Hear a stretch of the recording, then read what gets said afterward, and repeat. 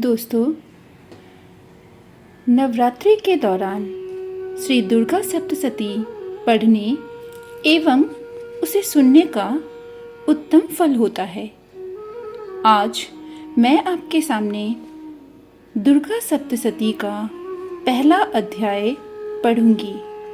आप इसे सुनिए और इसका पूरा लाभ उठाइए। प्रथम अध्याय पढ़ने से चिंता दूर होता है। शक्तिशाली शत्रु से भय होने पर उसे नष्ट करने के लिए भी यह पाठ पढ़ा जाता है एवं सुना जाता है। दुर्गा सप्तशती का पहला अध्याय मेधा ऋषि का राजा सूरत और समाधि को भगवती की महिमा बताते हुए मधु कैटभ वध का प्रसंग सुनाना। महर्षि मार्कंडेय जी बोले, भगवान सूर्य के पुत्र सार्वनी की उत्पत्ति की कथा को मैं विस्तार से कहता हूँ, आप ध्यान से सुनिए। सूर्य की स्त्री छाया से उत्पन्न सार्वनी जग जननी महामाया की कृपा से जैसे जैसे मनवंतर के अधिपति बने, वह कथा सुनिए। प्राचीन काल में स्वरोचिस मनवंतर के चैत्रवंशी राजा सूरत समस्त पृथ्वी के चक्रवर्ती राजा हुए। वे प्रजा को अपने पुत्रों की भांति पालन पोषण करते थे। यवन राजाओं से राजा सूरत की शत्रुता हो गई। दुष्ट दलन राजा सूरत से उनका भयंकर युद्ध हुआ और थोड़ी सेना होने से यवन राजाओं ने सूरत को हरा दिया। तदंतर राजा अपने नगर में आ राज्य करने लगा, तो भी अन्य शत्रु राजाओं ने राजा सूरत पर चढ़ाई कर दी और नगर में भी दुराचारी मंत्रियों ने राजा का कोष, सैन्य तथा समस्त वस्तुएं छीन ली। तब राजा हार कर अकेले ही घोड़े पर सवार हो शिकार खेलने के बहाने घोर जंगल में चला गया। वहां महर्षि मेधा का सुंदर आश्रम देखा, जो अहिंसक सिंह आदि पशुओं तथा शीशों और मुनियों से शोभित था।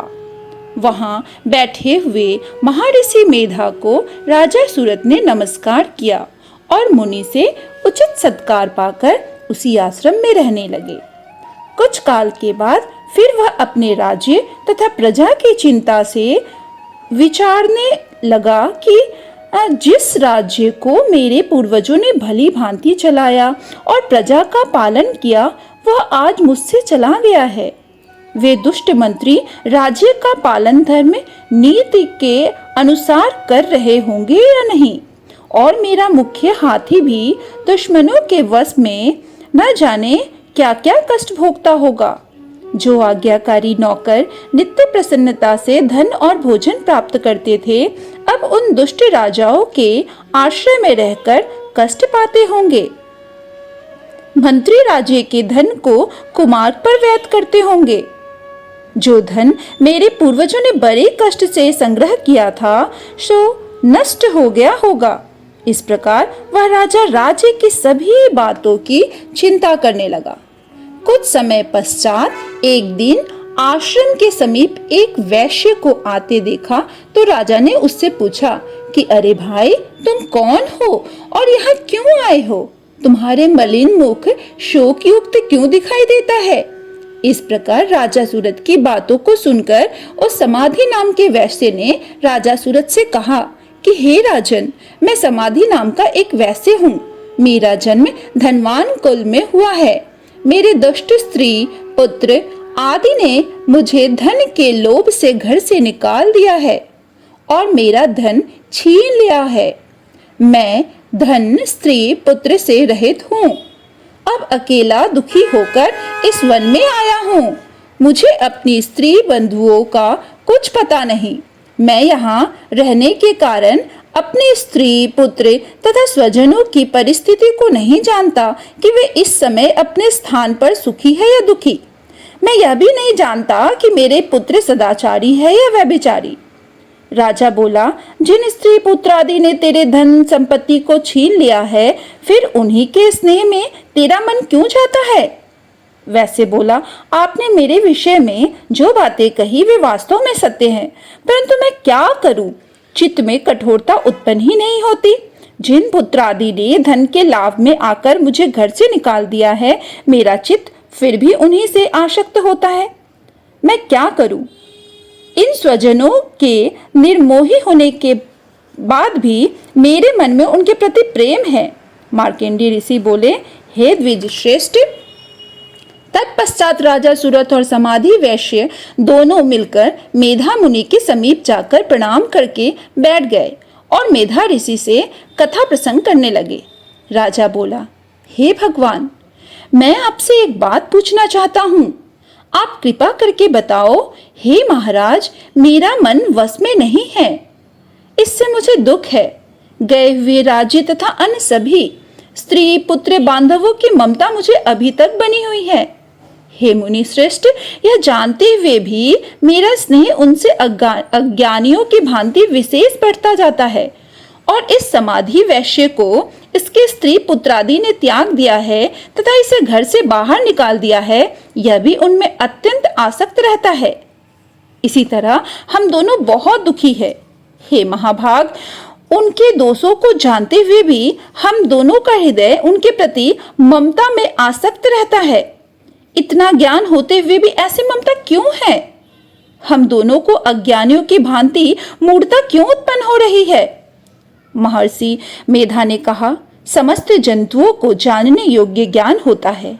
हे महाभाग, सभी प्राणी पृथक पृथक होते हुए हैं। कोई दिन में नहीं देखता तो कोई रात्रि में नहीं देखते, और कोई दिन रात्रि में समान दृष्टि से देखते हैं। पुरुष ज्ञान युक्त है, यह सत्य है, इसमें संदेह नहीं। केवल उसमें ही नहीं, सभी पशु पक्षी मृगादि में भी मनुष्य को भली भांति ज्ञान होता है। यह स्थूल ज्ञान होता है। जैसे मनुष्यों में आहार आदि की इच्छा उत्पन्न होती है, वैसे ही पशु पक्षी आदि में भी आहार विहार निद्रा और मैथुन आदि की इच्छा उत्पन्न होती है। ज्ञान होने पर भी वे पक्षियों को तो देखो, भूखे होने पर भी ममतावश अपने बच्चों को चोंच में स्नेह से चुगा देकर प्रसन्न होते हैं। हे राजन, मनुष्य भी अपने पुत्र पौत्रों से इसी भांति बर्ताव करते हैं। वह पालन पोषण इस इच्छा से करते हैं कि जब हमारी वृद्धावस्था आएगी तब हमारा पालन पोषण वो करेंगे। क्या यह तुम नहीं देखते कि पुत्रादि उनका भरण पोषण न भी करे तो भी माता पिता तो करते हैं, क्योंकि विश्व की स्थिति को रखने वाली महामाया के प्रभाव में वे मोह के गड्ढे में डाल दिए गए हैं। इसमें कोई आश्चर्य नहीं है, क्योंकि यह भगवान विष्णु की योग निद्रा है जिससे संसार मोहित हो जाता है। यदि भगवान की महामाया है, वह भगवती देवी बड़े बड़े ज्ञानियों के चित्त को जबरदस्ती खींचकर मोह में डाल देती है। इस देवी ने ही चराचर विश्व को उत्पन्न किया है और यही देवी प्रसन्न होकर भक्तों को वरदान देती है जिससे मुक्ति मिलती है। वही मुक्ति की परम हेतु और सनातनी ब्रह्म ज्ञान स्वरूप विधा है। राजा बोला, हे भगवान, आप जिसे महामाया कहते हैं वह कौन सी देवी है? वह देवी कैसे उत्पन्न हुई और उसका कार्य क्या है? उसका स्वभाव स्वरूप उत्पत्ति आदि के विषय में मैं सुनना चाहता हूँ, सो आप सभी वृत्तांत मुझे सुनाइए। ऋषि ने कहा, वह देवी नित्य है और चराचर में व्याप्त है, तथापि उसकी उत्पत्ति अनेक भांति से है। उस कथा को तुम मुझसे सुनो। यह भगवती देवताओं के कार्य सिद्धि के लिए उत्पन्न होती है और अजन्मा होकर भी उत्पन्न कहलाती है।